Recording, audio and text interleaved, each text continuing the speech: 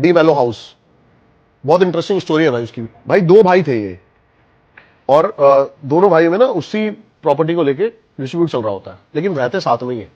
अब इनके माँ बाप भी नहीं होते, इनकी शादी भी नहीं होती, दोनों साथ में रहते, लेकिन फिर भी थोड़े से, अब जो छोटा वाला भाई होता है ना वो थोड़ा ज्यादा जिद्दी होता है। इनकी अलग एक बैंगलोर में भी प्रॉपर्टी होती है, तो वो उसको कहता है कि भाई तू बैंगलोर वाली प्रॉपर्टी ले ले और मेरे को ये प्रॉपर्टी दे दे तू पूरी।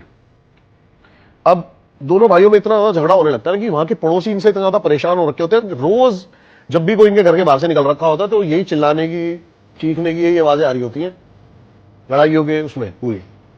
अब भाई क्या होता है, जो बड़ा वाला भाई होता है ना, एक दिन वो परेशान हो, ड्रिंक करके ढंग से परेशान होके गन निकालता है और छोटे भाई को मार देता है। 2 गोली मारता है उसको, और जाके पीछे जो उनका बैकयार्ड होता है उसमें जाके दफना देता है।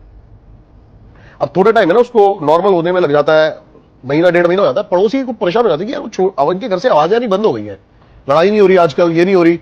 लेकिन है ना कुछ ऐसे इंसिडेंट शुरू हो जाते हैं कि जहां उसने गार्ड रखा होता है ना, उस कबर के ऊपर बहुत ज्यादा एकदम से कौवे आना, और रात को कुत्ते उसी कबर की तरफ देख के भौंकना पागलों की तरह, ऐसी चीजें होने लगती है। तो उनका पड़ोसी एक दिन उससे पूछता बड़े वाले से कि भाई क्या हो गया, वो छोटा वाला दिखाई नहीं दे रहा।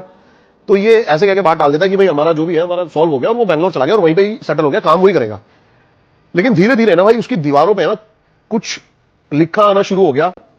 वो घर की दीवारों पे वो रोज सुबह जो बड़ा भाई है वो उठता था ना, तो देखता था कि दीवारों पे लिखा हुआ इंग्लिश में कि भाई मेरा घर छोड़ दे, ये मेरा घर है। ऐसी चीजें होने लगी उसके साथ, और वो बहुत ज्यादा डिप्रेशन में जाने लगा, बीमार होने लगा। और एक टाइम तो बताते हैं ऐसा आ गया था कि वो शीशे में खुद को देख के ना माफिया मांग रहा है, लेकिन बताते हैं कि शीशे में उसको भाई ही दिख रहा होता था। ऐसी चीजें होने लगी, और उसके जो भाई की आत्मा है वो उस घर में आ गई, और उसके बाद उसको वो दिखने लगी। सुबह जब वो उठता था उसको प्रॉपर कोई गन शॉट लगे हुए हैं, सड़ा बंदा कोई बैठा हुआ है, ये सब दिखने लगा उसको प्रॉपर।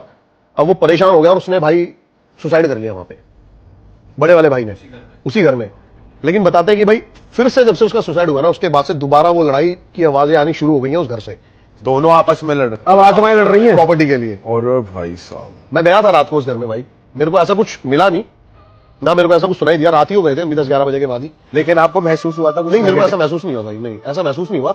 लेकिन अब कहते हैं ना भाई, जब टाइम और ऑरा होता है, ऐसा नहीं होता ना कुत्ते बिल्ली नहीं है जाओगे आप। हाँ, तो ये चीज भाई